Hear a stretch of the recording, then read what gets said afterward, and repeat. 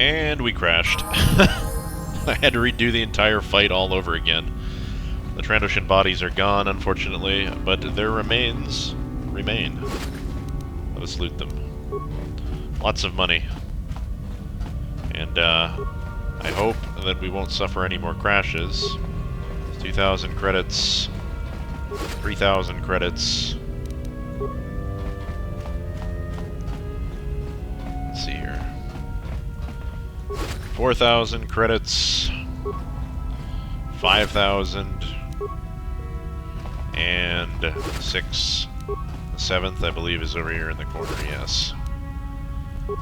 Yeah, we're a little worse for wear right now. I'm gonna go ahead and look at my inventory.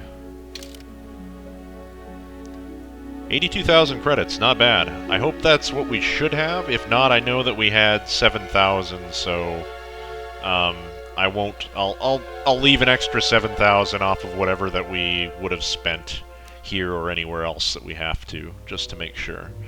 I don't want to be cheesing the game. I hope that's right. I don't see why it wouldn't be right. There's no mod that I installed that really messes with this encounter at all, as far as I know. So, really shouldn't be any problem. Got those thermal detonators. Those will come in handy at some point, I'm sure. Because we've been using so many grenades up to this point, right? Another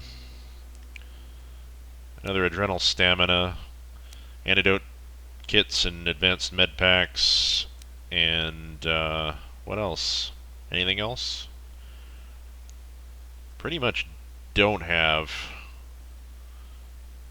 I think we sold most of what we needed to sell back a few episodes ago, so should be good on that front. I'd like to get everybody healed before we get going here. Actually check the shop and do a level up, because this takes the entire party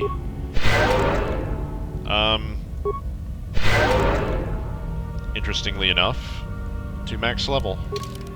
I looked at our level, the amount of XP we needed to get there before, well, before recording, and we needed like, I don't know, 3,000 apiece, and I guess that took us there, so let's go ahead and level Revan up here. Our last level up, attributes. Naturally, I've completely forgotten what our strength is at and what our con is at.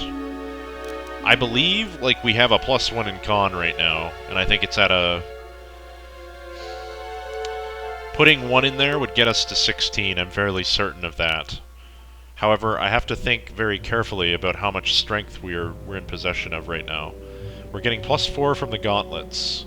We're getting +2 from the robe, so 4 and 2, and another +2 from... So we're at 28 strength. We're at 28 strength, should be 16 con, so I'm gonna just go with that, and if not, I can always just reload again. We've got another point in, I don't know, just throw it in Persuade, I guess. There's nothing else that we can... You know what? No. I'm gonna go with Stealth. Why not? Oh, I don't have enough. Whoops. Okay, Persuade. Feats. We do get an extra feat. What a novel concept. Well, I guess we're gonna go with the Implant level 2 at this point, because, yeah, we're not gonna get to level 3. That's a little bit sad. Just from the way that feats are distributed in this game, it's a little unfortunate, but we're not gonna make it to level 3. It's a shame, but at least we got level 2. Our last power. Our last power is going to be put into Master Valor. And we'll accept that. So yeah, we did pick the correct choice there. We have whatever it is, +8 in, well, whatever we're getting off of our... Oh yeah, our robe actually gives us 2 to Constitution. It's not strength at all. Our gloves gives us +4, and our belt gives us +2. And now we have the cardio regulator here. But again, like, we can switch up to a retinal combat implant or a mind-affecting immunity, and I think either one of those would be better. Probably the mind-affecting, in fact. I'm not, it's not that big of a deal that, we're going to have an odd number on con. I don't really care that much. So that's, yeah, I'm going to do that, I think. 16 is nice, but I would much rather have like an immunity to crits or something, or an immunity to mind affecting, I think is going to be the one we go with.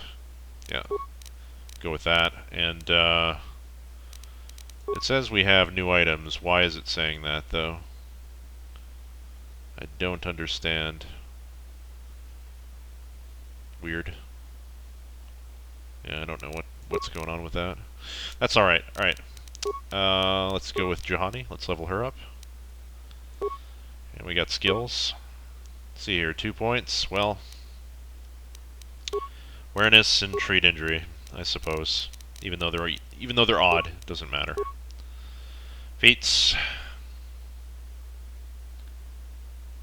Yeah, she doesn't have a whole lot of options here. We can... I don't know why the heck the game gives her a point and blaster. I actually installed a mod after the fact that that lets you... At the beginning of whenever you pick up these characters, and this was after we had gotten all of our characters, sadly this came out, and installed it, but if I ever do another playthrough again, all of these will be unassigned for me, and I'll be able to pick my own feats again, because some of these are absolutely worthless. We're going to give her improved power attack, because it's all we can do. Why in the heck does she have conditioning? What's the point of that? Anyway. Powers. What does she have? What are we going to give her? We can either give her Throw Lightsaber, or we can give her Force Shield. I'm gonna... Well, again, this is a useless ability. I'm gonna go with the Throw Lightsaber, I guess, just to get it to a... You know, the highest level it can be, because this is no good. I'd rather just not have that power, and then I could have had this and this or something, you know? Would have been better that way, but oh well. Anyway. Accept. So that's all of... oh, that's Jolie as well. We have to level up. Skills. Again, who cares, right? It's... I guess we'll go treat injury. Feats. Give him advanced Jedi defense of all things. +3 bonus blaster bolt deflection, who cares? We'll give him improved or master conditioning, I think. That's reasonable. Nothing else he can really make use of on here. We could have given him like an attack ability or whatever, but I don't think he has criticals, does he? No, he doesn't. Could have given him critical strike. No, I'm good with that. Powers. He's got 1 power that we can put. He's got all of his stuff already filled out. We're going to go with Advanced Throw Lightsaber on him as well. There's nothing else we can give him. Burst of speed, but whatever, that's fine. Good with that. So, how much health do I have at the end of the day here? Looks like 280 hit points. That's pretty good. Not bad at all. Doing good on the light side front as well. Alright. I'm satisfied with that. I could have put it in strength, like I said, but who cares, right? We'll quick save. Sabam. Hey, oh, you're back again. Well, I don't know how much longer I'm going to be here. I keep thinking that the Thrandoshans will be coming back in force, and I don't want to be around when they do. I appreciate your help and all, but there's no way I can fight an army of those lizards, not even with your help.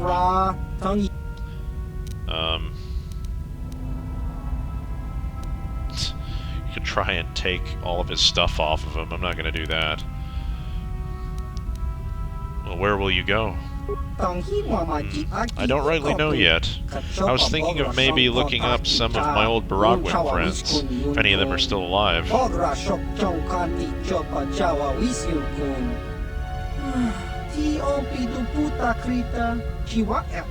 managed to scavenge enough pieces to fit my ship out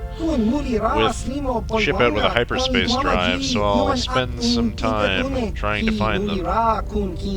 Now what can I do for you?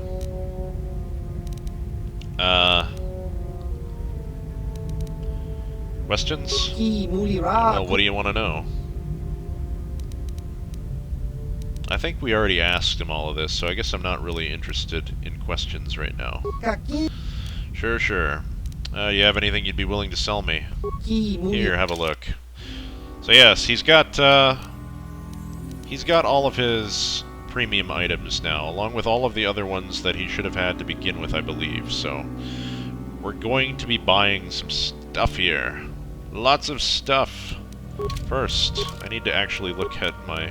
Yeah, she's got a Jedi Knight robe. She's getting an upgrade. Jolie has a war robe on. Alright. At minimum. Alright, let's see what you'll sell me. I'm gonna buy both of these. 2 Jedi Master robes. Complete our robe collection, right? These actual Master robes were not available in-game back in the day. They were, you know, you could only get this one here, the brown one. You couldn't get red and blue, so those are added back in, as they should have been to begin with. Why would Subom have them? Well, there was a war on, so maybe there were some extra robes kicking on this station. Still got that environmental bastion armor. A new armor that was added here is Ulik Kildroma's mesh suit. This was cut from the game. It's added back in. Armor proficiency light, max dexterity bonus of +4. Damage resistance 20 versus cold, 20 versus fire. After killing his brother during the Exar Kun War, Ulik Kildroma abandoned this armor and all of the trappings of his service to the dark side. It's a powerful, if tainted, item. That makes sense that it would be here, I think. And I'm going to be buying this item. No, for no other reason than it's a relic of the Sith, so that's coming with me. We have Mandalorian heavy armor. That's a new one, and this heavy exoskeleton as well. This is new. It's not new to the game, but it was because Subom's got his thing unlocked for us. Defensive 9.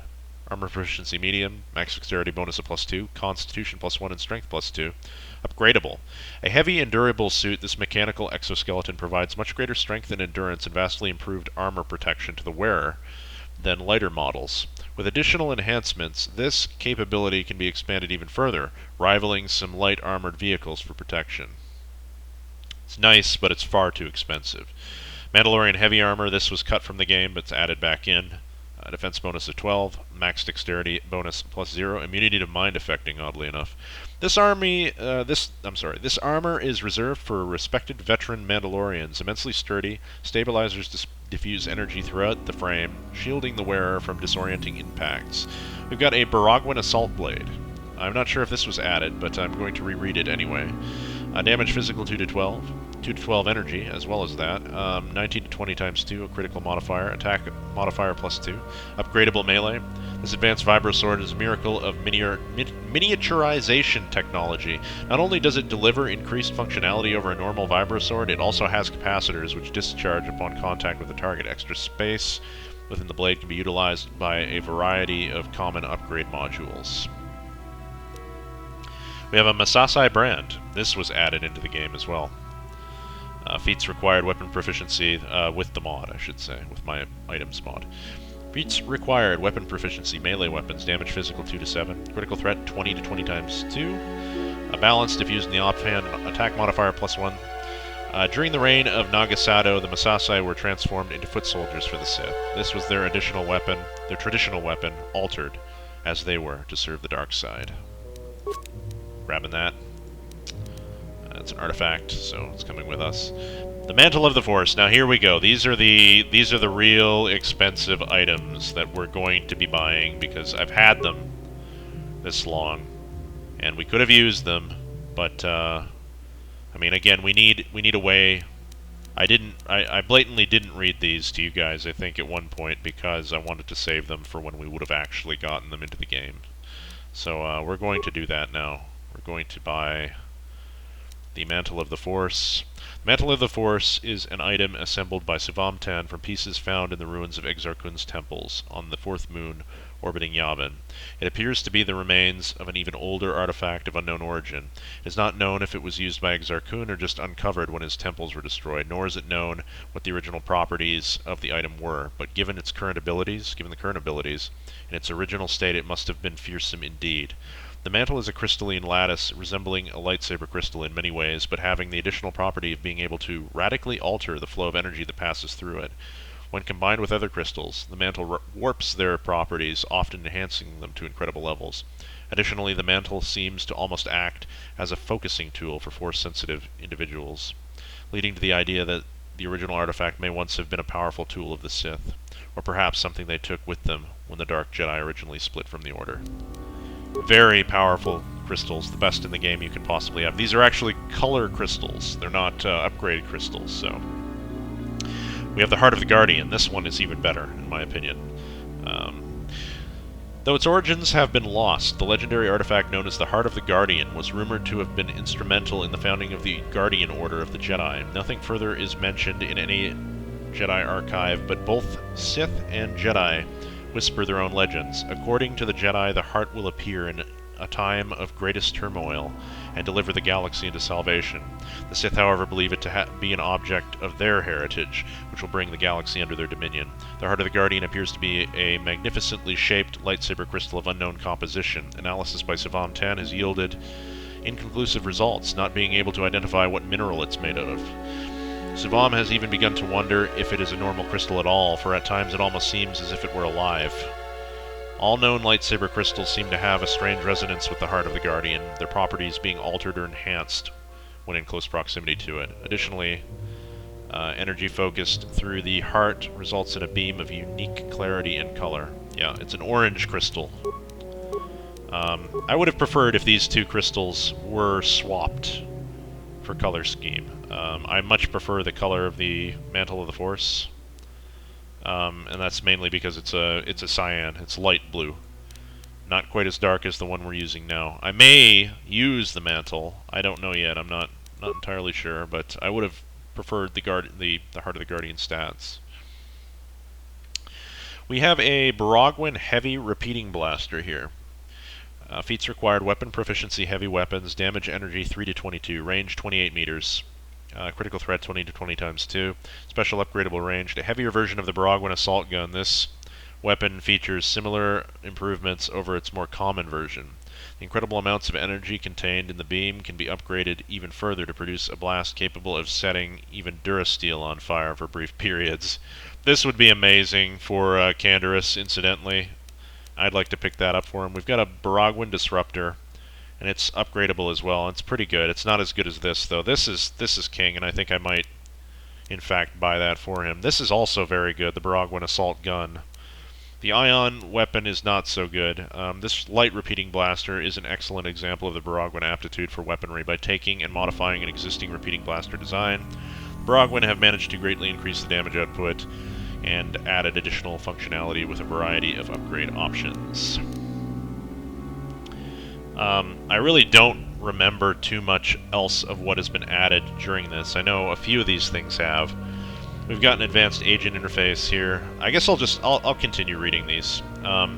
Using the same shaped energy concept as in the Ion X weapons, Savam Tam has modified Baragun Disruptor weapon as well, giving comparable levels of concussive force to the blast that the Ion X weapon delivers. The upgrades to this weapon could potentially greatly increase both the impact force and the penetration of its charges.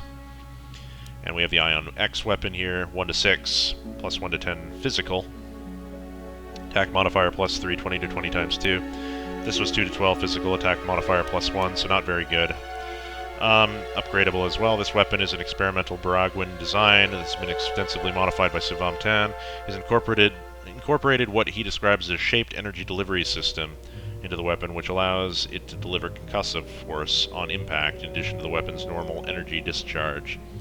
Upgrades to the weapons increase both its impact force and its penetration. We've got the advanced agent interface, which would be lovely for mission. I'm trying to speak properly right now. Awareness plus 7, computer use plus 7, demo plus 7, repair plus 7, security plus 7. A visor with integrated computer and electronics analysis system. The advanced agent interface uses a superior artificial intelligence routine to assist the wearer in all manner of covert and computer-oriented tasks. It can also be used to connect to a secure computer via physical cables, enabling the AI to act on its own and breach the system. Got an advanced Biostabilizer mask. It's basically just like that other immunity to mind affecting and poison and saves all. Similar to the advanced Biostabilizer implant, this mask analyzes circulation patterns through the skin, Monitors breathing through the chemical sensors and reactions through eye movements. It additionally acts as a nearly complete environmental system, preventing toxins from ever reaching the wearer. So, immunities to mind affecting and poison saves all +1. It's not bad. I don't like the look of advanced face masks though in this game, so I'm going to refrain from buying it. Medical Interface Visor. Treat injury +10. Similar in functionality to the Biostabilizer series of medical equipment. This visor is designed to assist the care and treatment of injured individuals by providing constant data and analysis on the condition of the patient. This visor greatly increases the chance of survival even the most critically injured of patients. The Vacuum Mask. This was added by my mod. Feats required armor proficiency medium. Immunity to mind affecting and poison, not usable by Wookiees. Intersystem travel is commonplace, but inherent dangers should not be forgotten, especially in times of war. Many consider these to be essential equipment for spacefarers. A mask that can survive the vacuum, basically, and it looks pretty cool for a mask. It's one of the nicer ones. If you don't like what somebody's face looks like, this is the one for it. I almost am tempted to buy that for, like, Juhani or somebody, but anyway. Advanced Stabilizer Gloves, Dexterity +3, would be nice to have these. Blaster Bolt Deflection +5. These gloves contain an advanced fire control and trajectory analysis. I believe we've seen these before. That links to held ranged weapons. This allows the user greater accuracy when aiming their own weapons and also gives warning when incoming fire would likely hit the wearer. Got the Baragun Stealth Unit. It's very good.